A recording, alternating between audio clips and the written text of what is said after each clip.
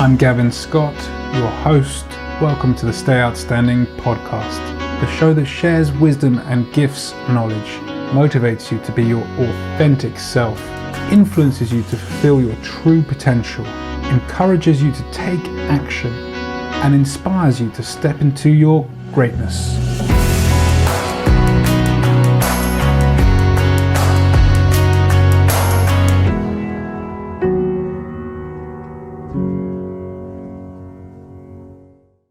So bring me up to speed again with what you have going on. 'Cause I love the title, by the way. Sorry, love? I love the title, Stay Outstanding. Thank you so much. Yeah, it's a bit of a story in itself that I'm not sure we've got time for all this, but I'll try and just give you a brief, quick cap where I'm up to. I moved to Spain, middle of the pandemic, had bankruptcy behind me and, trying to build a new life. I've been traveling around the world, living out in Malaysia and Asia and all that sort of stuff. And nothing had really worked out for me. So I actually came to Spain for a 2-week holiday with a friend of mine and his family. And he said on the day he was meant to come, Gav, we're not coming. I'm like, what do you mean you're not coming? And he was like, well, we're not going to do quarantine with the kids, basically, which I kind of understand because, you've got two little ones running around in a small apartment in central London, Yeah. So I said, do you mind if I stay? And he said, no, and I've been here ever since. I've since got my residency and, I'm just trying to create the sustainable future. And what happened is during lockdown, I was just walking down the beach promenade every day for hours, I like to walk by the ocean, right? Get some of that air in. Yeah. And one day I was walking and I just saw this light at the top of this island.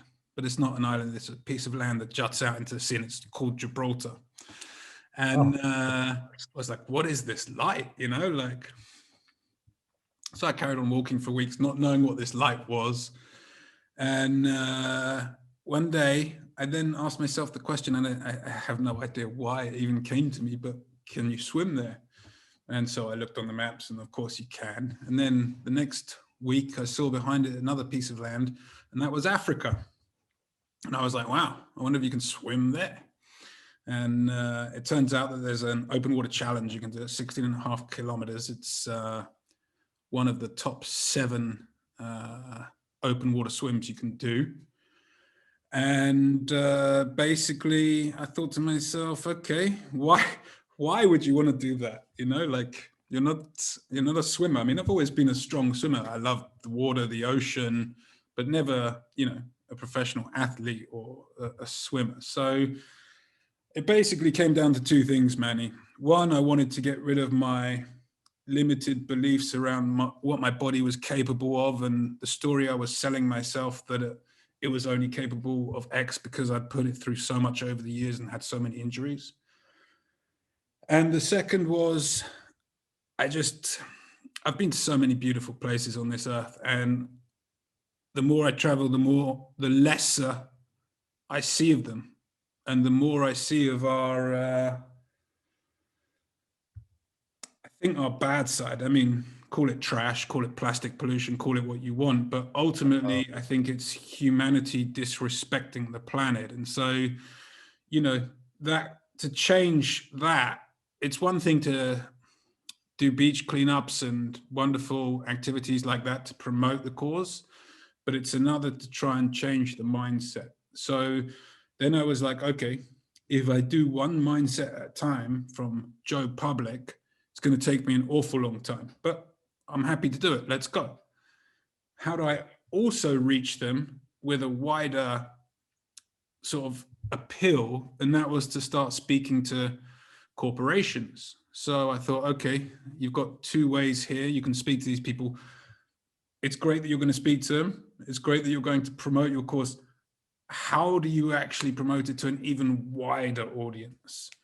And basically podcasting, that became the platform for my voice, but not just my voice, for people that have a voice but are maybe too nervous to use it, for people that have a voice but don't want to use it, for basically just for all of us. This is a voice for all of us, and a platform which I've created for us to, try and spread positive impacts for the greater good, right?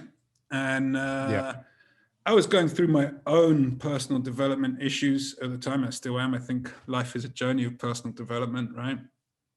And I've been with some mentors and going through some courses with them, and really seeing the benefits of that, and seeing things flooding through in my life, that the hard work, when you do go inwards, you get. So I just realized it was all about mindset. Basically everything in life is all about mindset. If you want, no matter what it is, you can bring it back to mindset.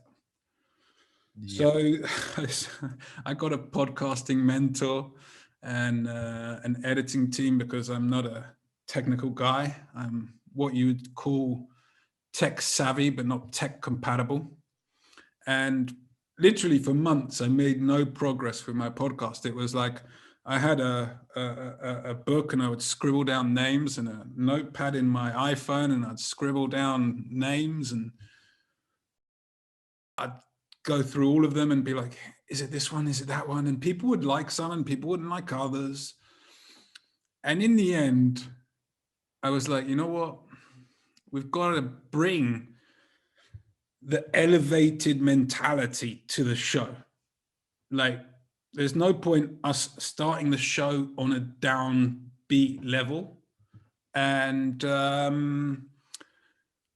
it just came to me one day: stay outstanding, be outstanding, stay outstanding, be the best of yourself. So yeah, I mean, I'd tried also many websites. I'd looked at them, what was available, what wasn't. So yeah, that is a very, very brief story of how we've come to stay outstanding. So thank you for coming here, and thank you for being on the show, Manny. Thank you for your time. We have a similar story. I mean, it's the details are a little different, but my divorce is what set me off on that similar journey. And it was I did the same thing. Can you swim? It wasn't can you swim across the channel, the Strait of Gibraltar, but it was similar, same kind of thing, where can you do an Ironman? Can you do this? Can you do that? And it was all mindset. It's like, you tell your body that you can do it, you're going to do it. So, it's, and then you have stay outstanding, and I just latched on to do epic shit. And, it's super similar, but, so no, I'm stoked. Thanks for inviting me. My pleasure. I did actually do some research, and I saw that episode with Jay Real, where you guys talked about your divorce briefly. So I kind of got up to speed on that.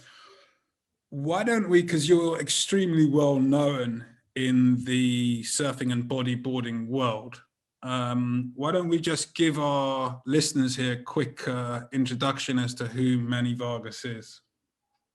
Yeah, no problem. Well, I am turning 50 on December 3rd, and I was 9, 10. I did the whole Little League baseball thing through, I think it was maybe 6, 7 years old. And I played baseball in Little League until 10. No, I played Little League until 12, 13 years old. But when I was 10, my older brother brought home a Maury Boogie 139 red edge with 2 skigs on the bottom. And I always been going to the beach, but it wasn't until I took that board to the beach where I finally realized that that the ocean is wide open. And that's when it all started. So, fast forward, 40 years I've been in the water. And over the course of that 40 years, it was everything from learning how to ride a bodyboard properly, taking a year off to learn how to ride a surfboard, and then going back to bodyboarding, and then doing surfing along the professional bodyboarding years, which was through the 90s. Lucky for me, it was like the golden era of professional bodyboarding. We had Quicksilver, Billabong, all those companies putting in money into that industry. But along the way, you know, I picked up a surfboard here and there, longboard, and did all the water activities. And yeah, so I stuck with it, did the whole, you know, amateur bodyboarding competition, got into the professional side of things, and now I am here running surf tours. And it's essentially everything I've done through the 90s packaged up and offering that to people for, you know, hassle-free surf trips. Amazing, amazing. We have some common ground in that we have a friend in Costa Rica, and I've been Yes. there since the late 90s. Oh, And wow. that's really how I got brought into the world of surfing and boogie boarding, because our friend Tito Yes, you know. was a great bodyboarder. And I just think like the ocean is the most magnificent thing. And I just think like what you're doing, like where you are at right now, we've all got this journey, right? And I guess maybe in your, I don't really want to call it your darkest hours, but in your in your low times, you might have thought like, what am I doing here? You know, like, but I can Oh see. man, I can pinpoint exactly when that happened. And that's when I had a realization of, okay, well, what the fuck are you gonna do with it? It was mile 44 in this 100-mile ultra marathon that I entered. And I actually, you know, had a full breakdown. No one was around. I was in the middle of this, you know, canyon, and I just started freaking I lost it. I started crying. I lost my wife of almost 10 years. My dad just passed away. And here I am, you know, torturing my body. But that at that point is when I realized, okay, you know, we're here for as much as we all know. One time, we got one shot at this. And do I really want to do ultra marathons? Because at that point, I've already done, you know, a couple 100-kilometer ultra marathons and some 50-kilometer ultra marathons. But that was the point. Okay, what are you really doing here? And it was my escape. It was an escape to from everything that was happening in my life at that time. But at mile 44 is when I made a decision to, you like trail running, but you don't have to do 100 miles. By the way, I never finished that. I got to mile 100 kilometers, and I'm like, okay, you know what? This is good. But I still do still do trail running. But that's when, you know, that's when things changed, and that's when I went all in on, you know, becoming a tour operator, doing it legit, because I've been doing tours since 2003. But that was the point where, like, okay, if you're going to do this, do it right. So the business license, the insurance, and all of that stuff, you know, was the path I wanted to take. And yeah, so it was crazy to be in that dark time, but some of us have to get there to be where we are now. It's one of those things. You got to fail to learn what you want to do and do it better. It's don't be afraid to fail is essentially one of the things that I hear through some of these motivational videos that I watch here and there. Amazing, amazing. Thanks for sharing that with us. What is amazing about, you brought up ultra marathon running. I was watching Forrest Gump the other day, and he's running Yeah. and he's running and he's running. I think he's running for more than 3 years, right? And they're going through the Red Rocky Desert in Western America, and he just stops, and he's like, I just felt tired, thought I would go home, you know. And everyone's Yep. like, wife, what are you doing? What have you like? And it's because he had just ran out his past in his brain and got all of his issues out and had resolved them. And that was it. That was it for him. He just was like, right, no need to keep running, you know? So I Exactly. think there is a lot of escapism when it comes to like ultra marathon. I mean, I feel like with my swimming. I was always a strong swimmer, but I was a 100-meter swimmer. So Did you swim the Strait of Gibraltar? I haven't yet. I'm going to in October. Oh, so that's when they do it. Well, no, you can do it normally most of the year round, but because of COVID, no one's been able to do it yet this year. I think they're going to start letting people go off next month. So we are due to do it in October. Who's we? I just want to, I'm making my notes here. I don't know if you see that, because that is something that is like, I love that. I like, if things line up, because I'm going, as of right now, I was invited to commentate on the bodyboarding world tour in the Canary Islands, heading over to Morocco for a week of Manny time. But if this is in that realm of time, man, that would be amazing to either watch or join you on that adventure. Yeah, that would So be amazing. when are you going? We don't have a date yet. You normally get a 5-day window because of the winds and the currents and everything. Okay. And you just have to be there for those 5 days, basically. And then when you're told to go, you go. Wow. Okay, cool. So either way, I want to know about your journey. That sounds pretty Awesome. amazing. Well, you can obviously stay in touch with me. I hope you will. But you can follow the Stay Outstanding podcast on Instagram and YouTube and TikTok and all of the others social medias that we have. I could speak about my swimming journey for a long time to come, and I probably will, because every time I go swimming, there's a golden nugget in there. And Yeah. you brought up that escapism. And sometimes, I don't know what it is. I'm sitting here, I'm trying to do something for the podcast, or I'm trying to deal with some other work or some other issues that I've got going on. And because it's the perfect excuse, I need to keep building my swimming strength and my ability and endurance and resistance, right? I'm just like, okay, I'm going to go swimming. It's the perfect excuse, because if I can, I need to swim 2 to 4 hours a day, basically.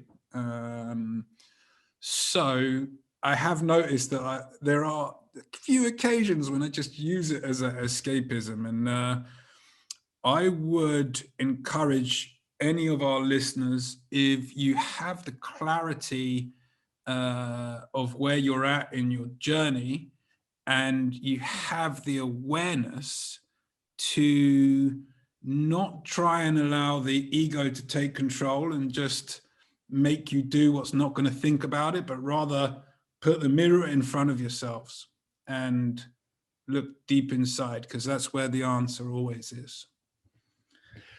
Yeah, I mean, and the escapism part of things, it's like we're both fortunate to be able to either swim, or in my case trail run or surf or mountain bike, whatever it is.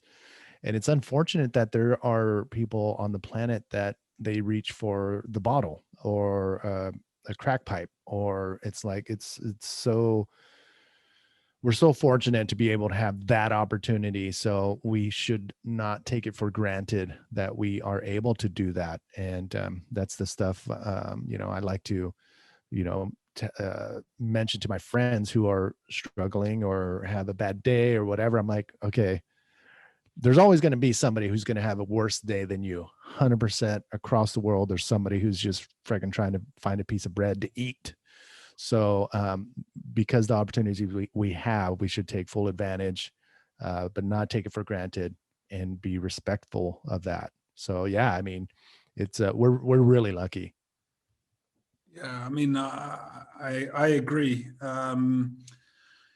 There'll be times in my training where my ego might not necessarily agree, or my body might not necessarily agree, but my spirit definitely agrees. Like, I just love being in the water and to have that sense of freedom, particularly in this current pandemic climate.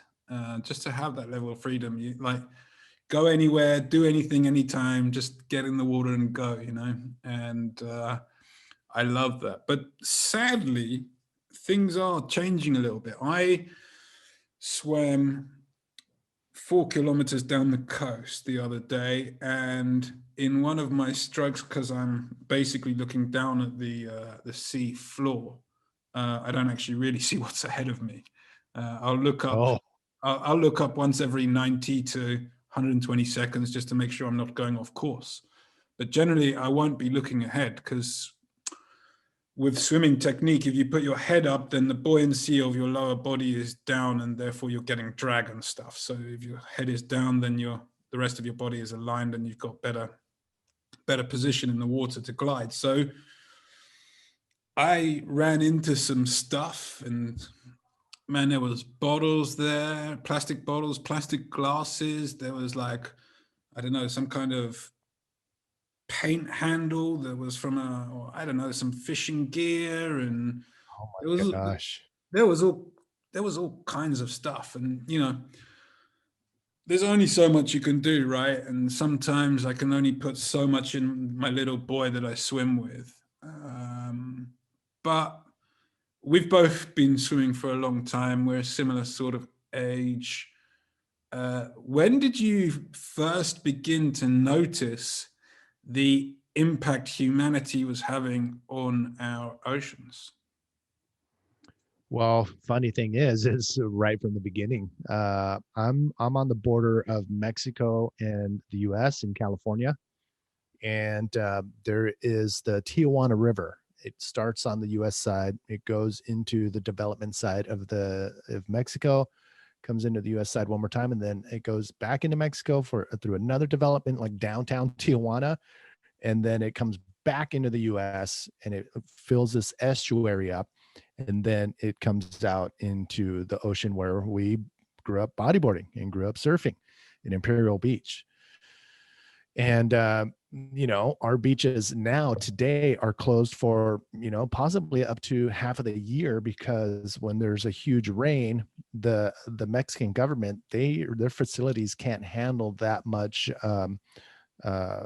the sewage alone, let alone the runoff. So you compound that into a massive stream of just water, crap, and just everything you can imagine. They open the floodgates and say, yeah, we can't handle it. Comes into the US, goes into the estuary, and then it comes out into the ocean. So back in the 90s, it wasn't so developed, and it probably was, and we shouldn't have been bodyboarding before, during, and after rain. But I attribute my iron immune system to that, which is bulletproof. But at the same time, we did see,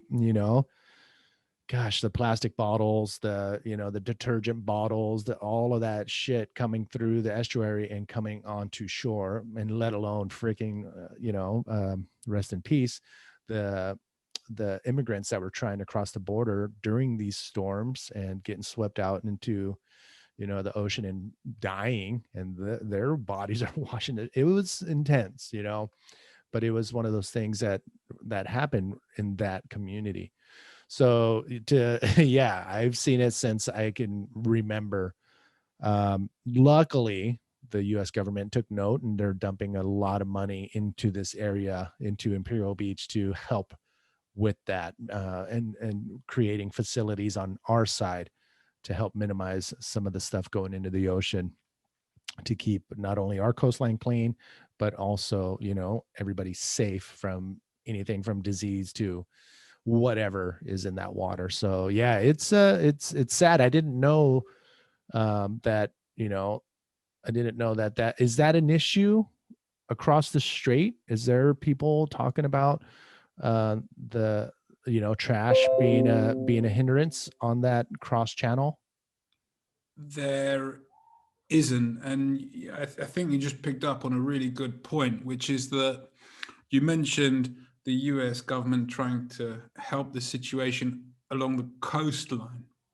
And this brings up a really, really important topic, which is out of sight, out of mind.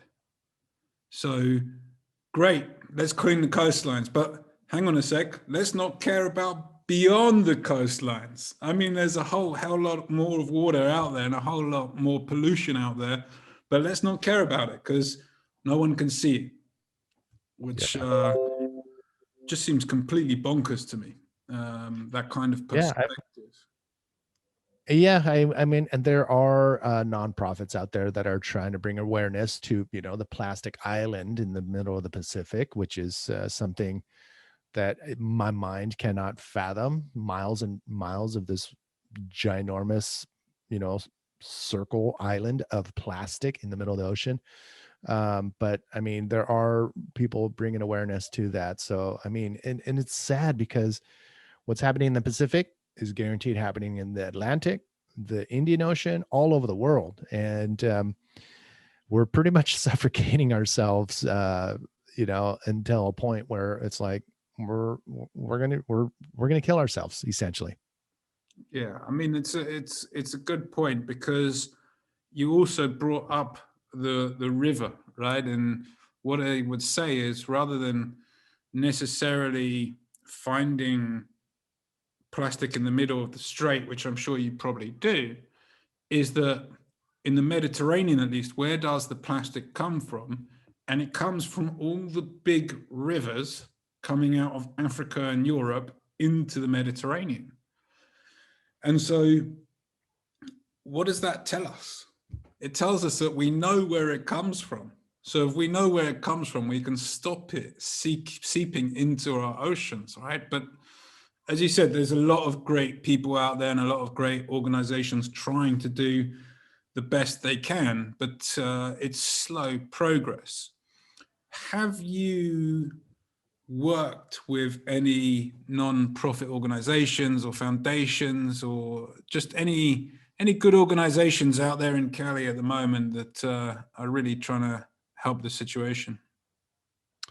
I know there are a few that I'm in contact with, but I am offering or donating some of the proceeds from Epic Surf Tours, the tour company that I own and operate. But I'm donating to a nonprofit that helps feed single moms and homeless. It's called feedingsandiego.org. And the reason why I chose them is because I remember sitting or standing in the food line back when my dad lost his job, and we had to go on welfare. And I was standing in line with my mom, and I was, gosh, maybe 7, 6, I was young, and I was looking off in the distance and seeing kids playing around on the playground without a worry. And here I am with my mom ready to grab this big block of cheese that doesn't melt, powdered milk, rice, and anything they were giving away. But that is the reason why I've chosen Feeding San Diego, as the organization where I do donate some of the proceeds. But I would love to get to a point where I can also donate to these organizations that are helping, the thing that has given me life, which is the ocean. I know there are a couple of, Save the Waves, I think, is probably one of them. And I don't, don't quote me on that, but I think this group is about saving surf spots, and saving them from, either destruction of man-made built jetties. This is all, God, they talked to me about a year ago or so, but also help around that area for that surf spot. And but that is one of the ones that I do remember. Of course, Surfrider Foundation, they're pretty massive here in the US, and they're doing their job of making sure that, you know, laws and regulations are put in place to help, slow down the pollution. But as soon as I get to a point, or I should be researching now, but look into these organizations that are actually helping the issue with the plastic trash, the pollution, everything that is happening to our oceans. But I got to start my research. No worries. For me, like, I believe like we're past the point of no return in terms of the Earth's life cycle. But I think as humans, we do have the capacity to actually turn the clock back. We just have to start acting.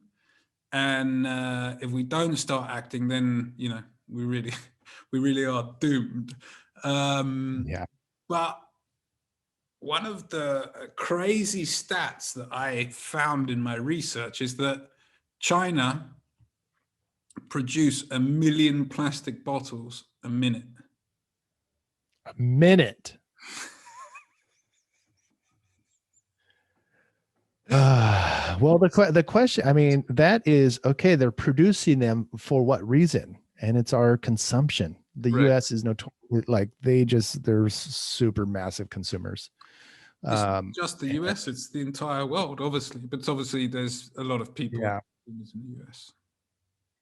yeah, I know the U.S. is one of the top ones that are, asking for that. But yeah, I mean, I just started using water bottles. I take a water bottle with me everywhere, and then just fill it up from a tap or wherever. But before that, it was, the plastic bottles. They make it so easy to go by and carry along.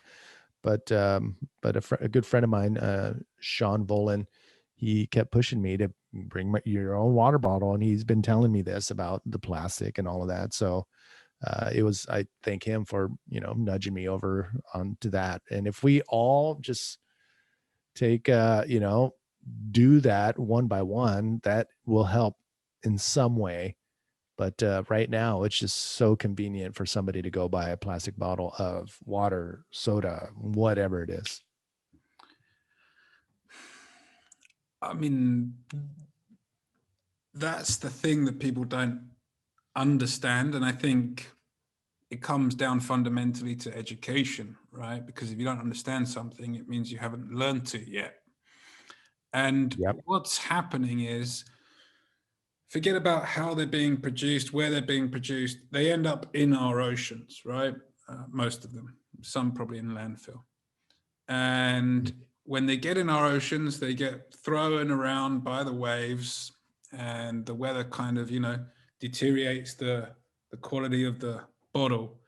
And these microplastics seep down below. Our fish then eat them, and we then eat our fish and basically poison ourselves as well. So it's one thing to have the convenience. It's another thing to say, well, this convenience is going to cost me this.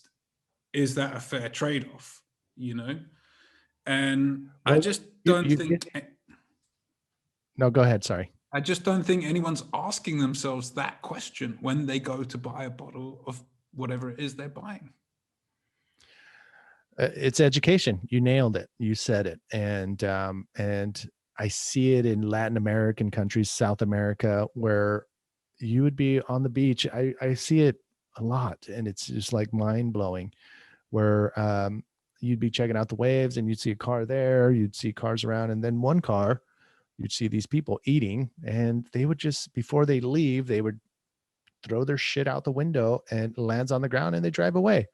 They're taught that. They're taught from their parents and their parents that, it was like they were never taught to, like, hey, freaking that shit's gonna end up in the ocean, and it's going to affect the whole food chain line if we, and this I'm talking about Chile. I see it in Chile, and they are really, really, they're all about fishing. And if they are not taught that whatever you leave on the beach can affect your something that's going to end up on your freaking dinner plate, they're going to keep on doing it. But yeah, education should be right on the top. I don't know whether you've seen it or not, but on Netflix there's a documentary called Seaspiracy. And basically I learned something from the documentary, and I think we can all learn a lot from the documentary. But my biggest takeaway was that these fishing nets and these trawlers are basically changing the ecosystem below, because they're running along the bottom of the ocean, and all the algae and all the little plants that live and breathe down there are getting thrown up and are no longer there. And so what happens is there's a reduction in the production of oxygen, right, which then comes up into our atmosphere and we all breathe.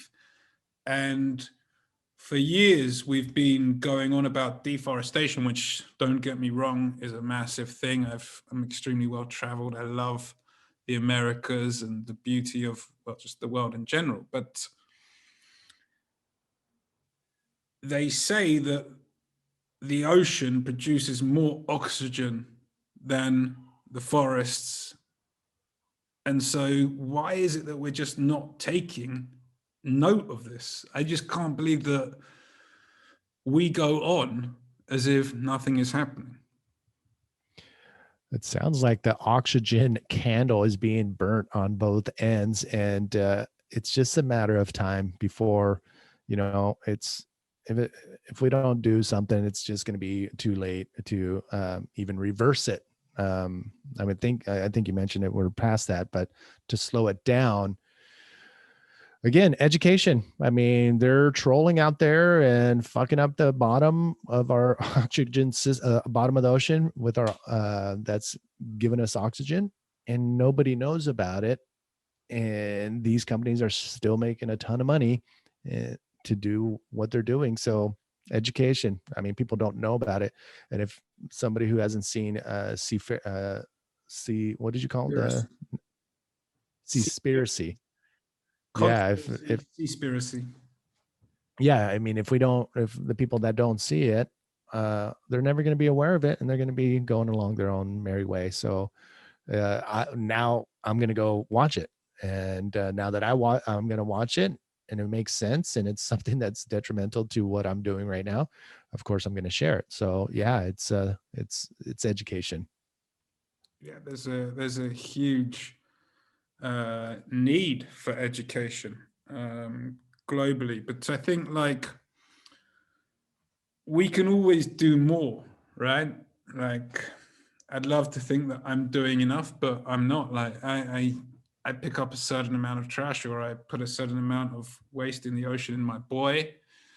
Maybe I should take an extra rubbish sack with me when I'm swimming and fill it up, because we can always do more.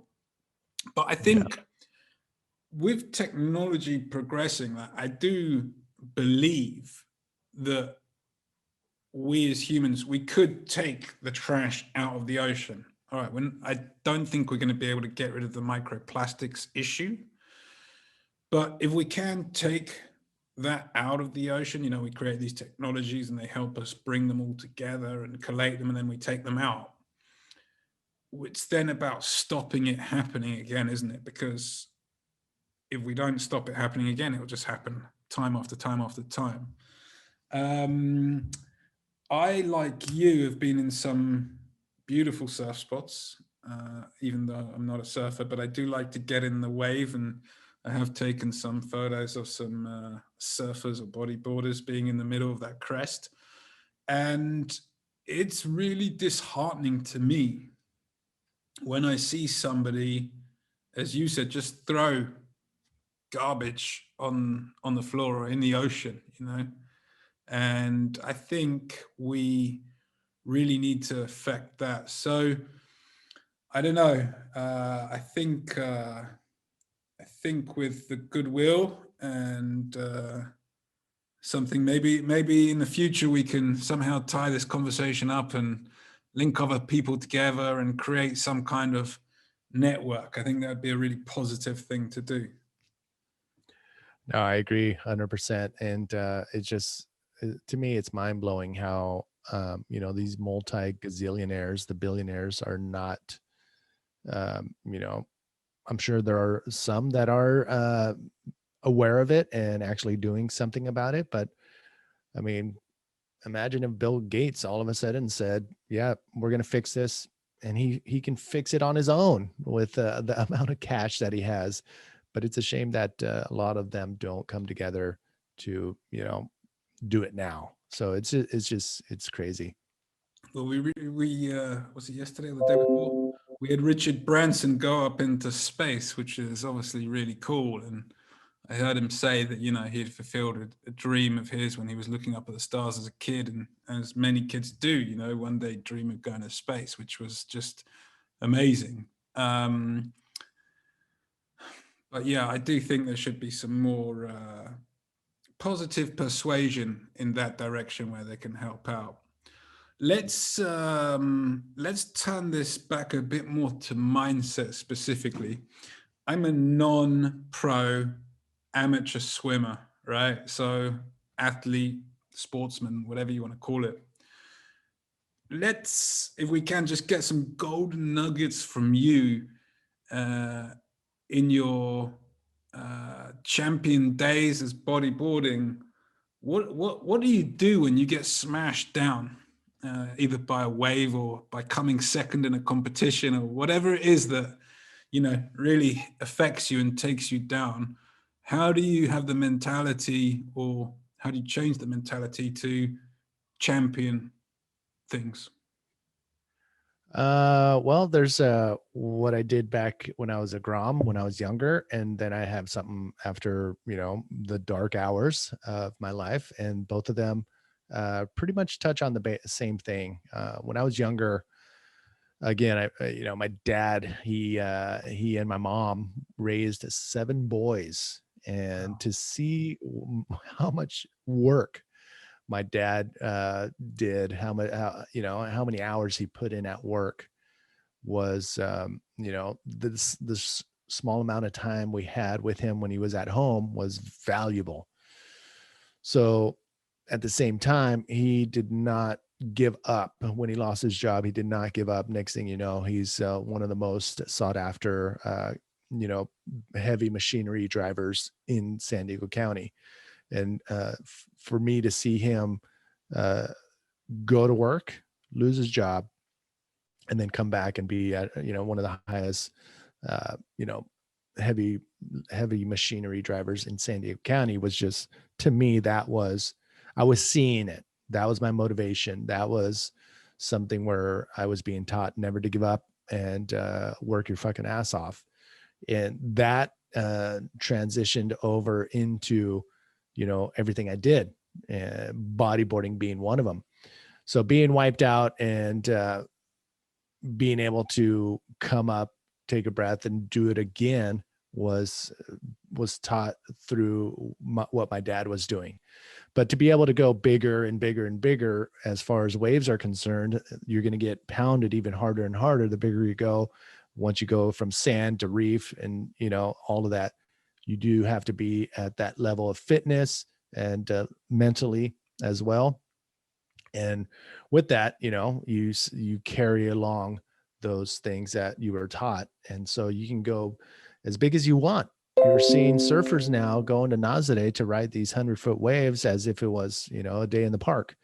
So I think people are pretty much on the same level as far as being able to feel mentally confident and physically confident to do whatever you want. So yeah, I mean, you're going to get beat down, but you don't give up. And if you keep that routine going, of course, you can accomplish anything.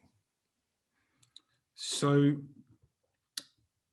in that routine, I mean, that, I think that never give up is a discipline, but what's the driver?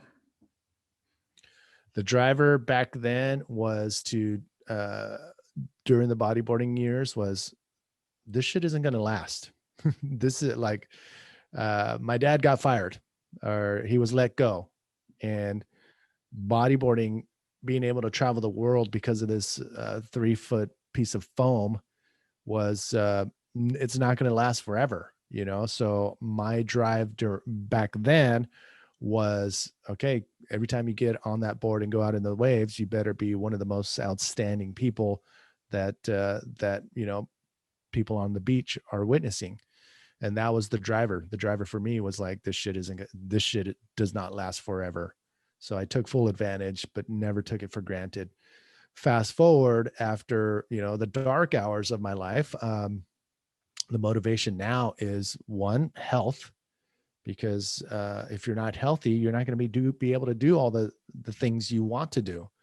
So yeah, it's all, you know, you're going to have those bad days where you want to go eat a hamburger or you want to go eat a donut. But if you have most of your routine of eating good and healthy, and I take these supplements from Biotropic and that whole thing, of keeping your body as your temple and keeping it as fit as possible, then for me now, that is the driver, is being healthy. And it's just crazy when you look at your other friends that are at the same age and seeing them. God, it's a bummer, because you grew up with them. We were all healthy and fit growing up, and something happened where they can barely go surfing for more than a half hour, or walk for more than 3 miles. It sucks, because they're well, I don't know what is happening in their lives, but it just puts a little bit more focus on keeping on route and staying healthy. That's, for me, in this point of my life, is key. So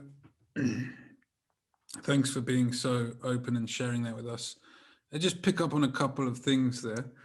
One, I said to myself in my 30s, I started a business when I was 30, and I said, I'm going to work my 30s and live my 40s. Right? The idea was to be able to support myself and my family, for the future, so I wouldn't have the pressure of having to work or anything like that. And I committed everything to it, and I came out the other end with nothing. It didn't end well as a business, even though the business projects were extremely successful in their own right. And because I compromised so much, my health really took a dive. So I suffered from obesity for a lot of my 30s. And when I hit my 40s and I'd come out of this business cycle and had bankruptcy and had the dark hours, I said to myself, no matter what happens in life, I can't allow myself to go into my 50s in the same way that I went into my 40s. Because, if we pretend for a second that our bodies are vessels, well, when I was 40, my vessel was leaking. It had holes in it. It was going to drown. So it's not the best vessel if you want to stay on board. So I, went through a bit of a health change, and I think it's a consistency game.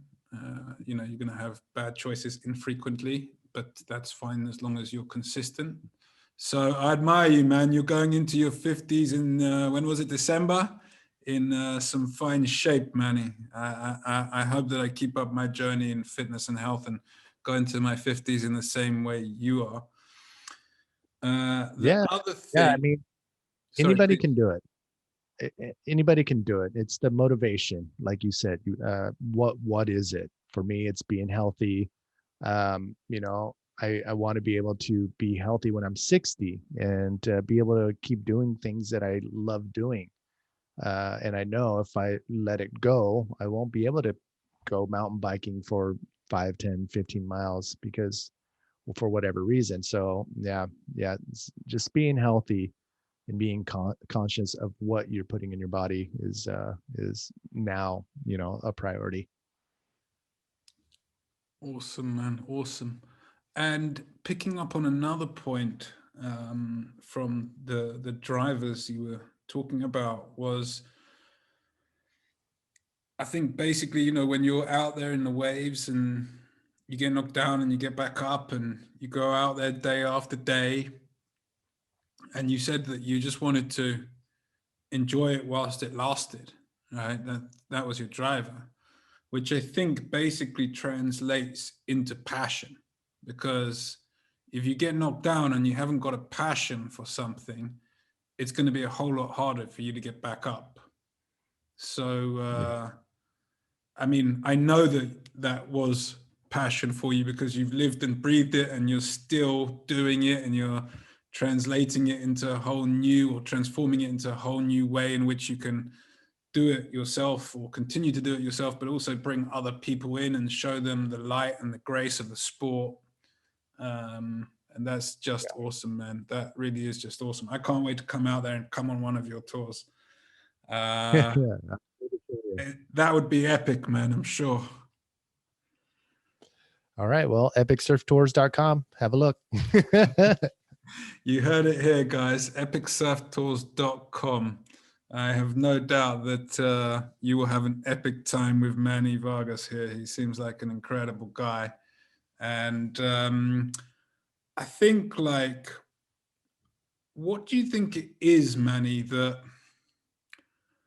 together we can raise our vibration? Because, like, clearly you take a group on a tour and you're with them the whole time and they've come for this tour and the vibration is always going to be high during that tour. I'm sure, I've got no doubt of that. But, you know, people go away from that tour, you go away from that tour, life happens, and vibrations obviously don't always happen at the same frequency. They go up and down, right? So what is your one golden nugget, the one piece of wisdom you've learned over the years whereby you can keep that vibration at a higher level for longer? Oh gosh.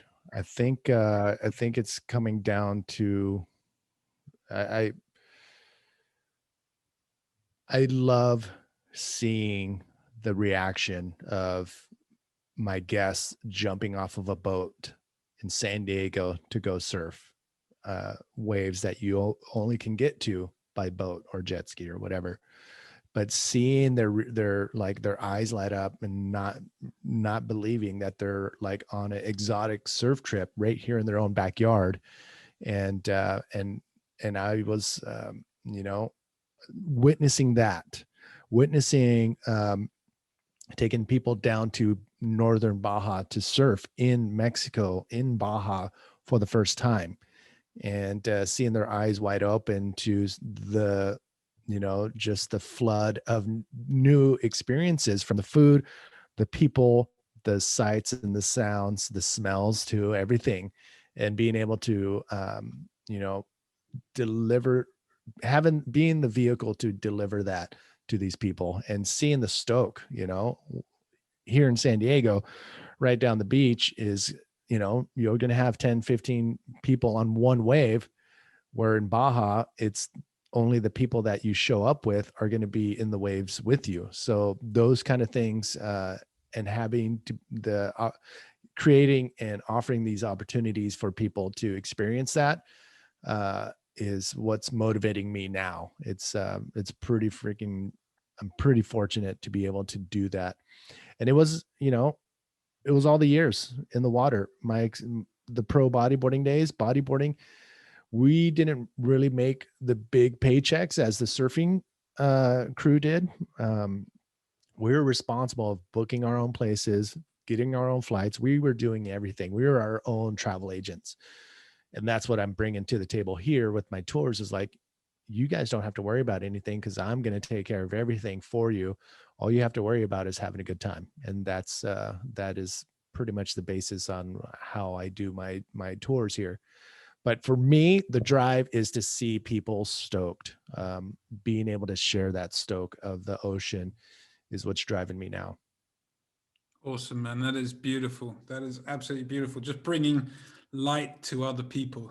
That's just such a nice, peaceful thing to know you're gifting them. And I've spent a long time living in Costa Rica, on and off throughout the years, and I've been a tour guide. You know, I've done most jobs, and I've seen the evolution of it. And I know people always get a better experience when they seek out a local loving guy that just wants to give them the most authentic experience that he can or she can.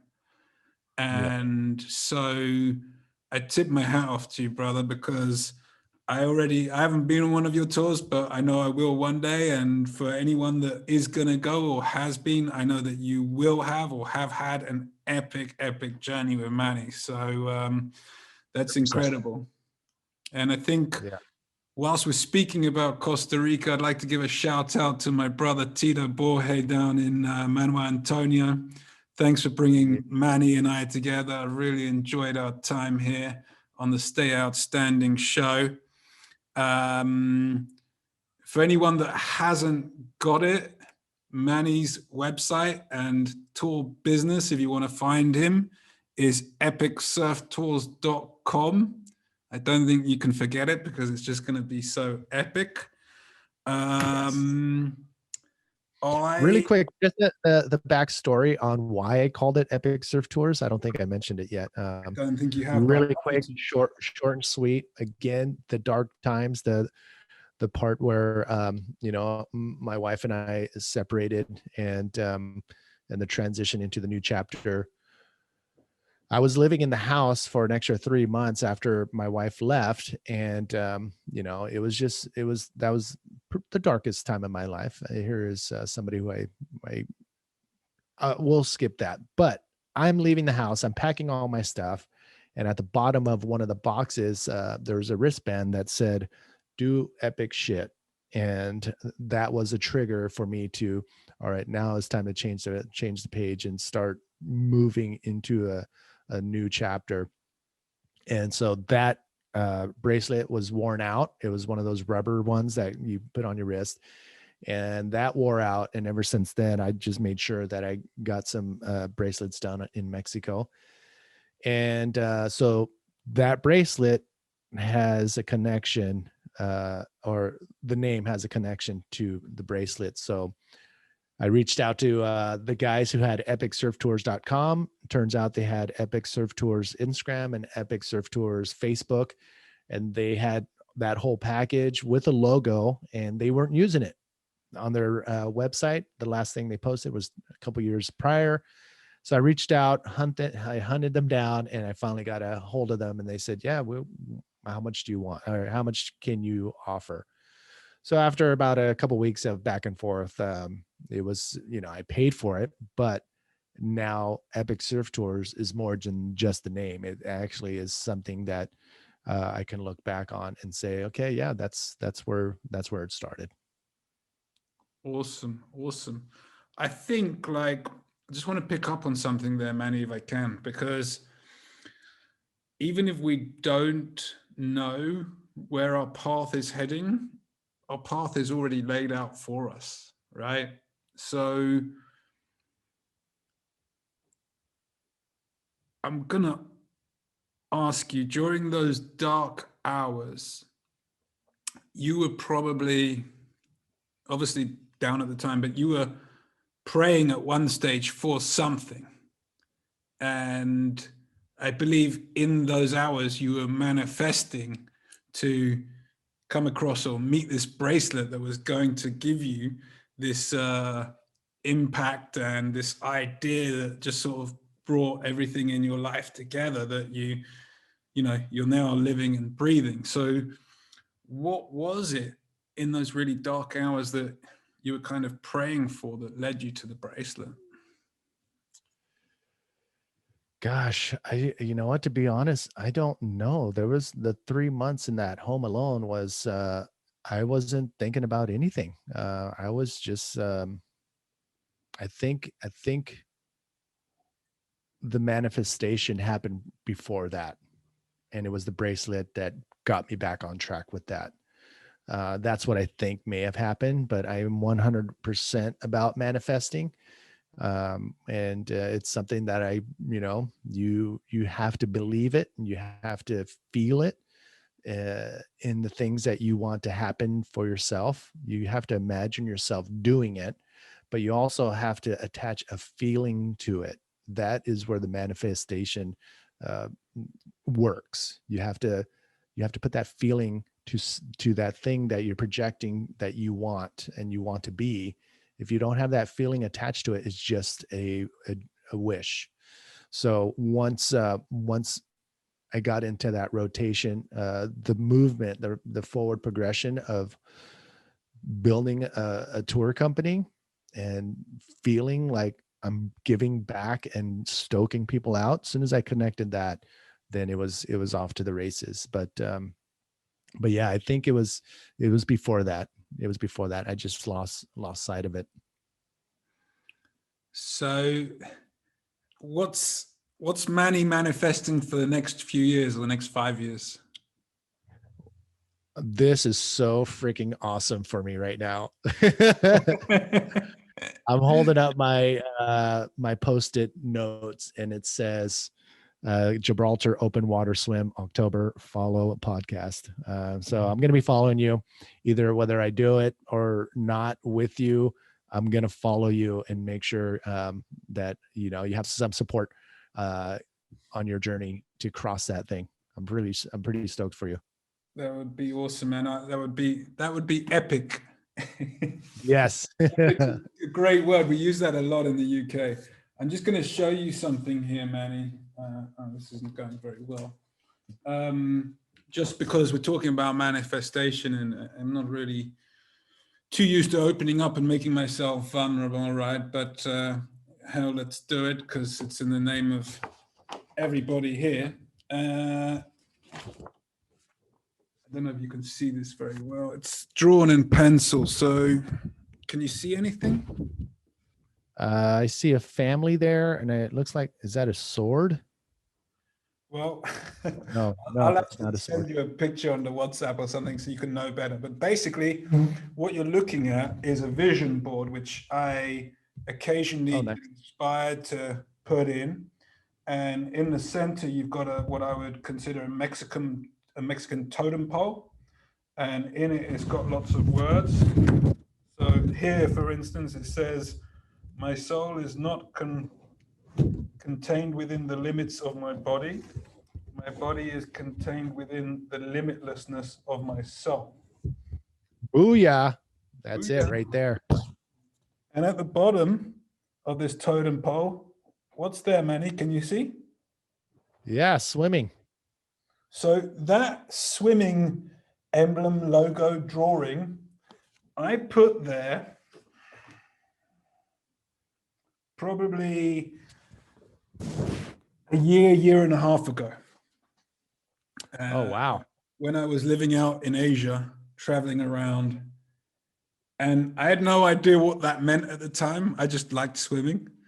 But I'm pretty sure in the world of manifestation, somewhere along the lines of me walking on the beach and seeing a light and drawing a swimming, drawing myself swimming, somehow the power of manifestation came together, and I was meant to make this swim. I was meant to create this awareness around everything that we've talked about today. Yeah, I already know you're gonna do it. It's already done. Question: are you swimming from Africa to Spain or Spain to Africa? Spain to Africa. Okay, got it. I think it would be harder the other way. Okay, well, Probably for a couple of reasons, but Africa, is it Morocco? Is that it is Morocco. But also in Morocco, there is a port that is Spanish, quite oddly enough. I'm not quite sure how that worked out over the years. awesome? Having had the stay outstanding experience, Manny, is there anyone that you can think of that would appreciate this experience that you'd like to see on the show? You know what? Everybody loves to talk about themselves and offer their experiences. And there's one guy, if you can get this guy on your show, your mind is going to be blown away. He is and I will watch that and I will share that. But his name is Chris Burtish. Chris Burtish. He's a South African waterman. He won the Mavericks event, I think in 2010, which is a big wave event here in California. He paddleboarded across the Atlantic. What? And now he's yes, exactly. That's what I'm saying. But with that, this is one of those things again. You fail, and then you do it again. You got to learn how to fail. And his first outing to do that crazy ass paddleboard across the Atlantic, I think his paddleboard sank within the first day or some shit like that.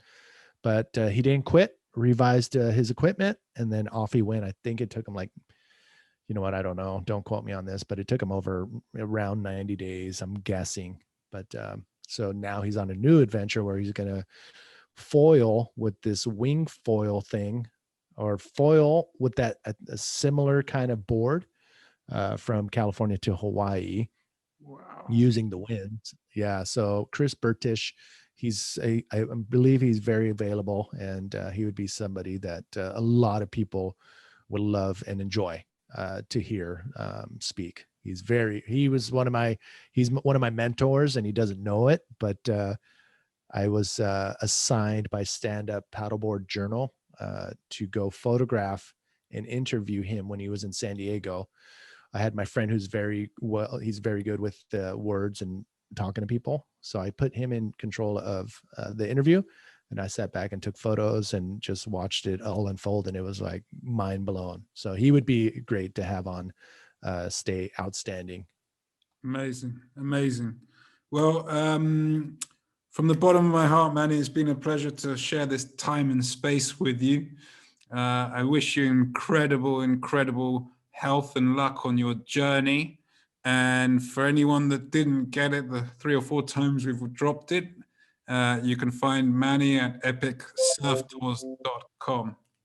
So thank you again, brother. And I look forward to being in touch, and stay outstanding. You got it. Thank you very much. Right, man. Oh, before we end, Manny, we're not doing Yes, I'm here. properly. We've got to end this properly. All right, we are out of here. Until the next one, Manny V is out. Boom! Awesome. You can tell him why I did that. That's your signature finale. Yeah, you got it. I love it. Okay, Good. I'll see you later. Take care, brother.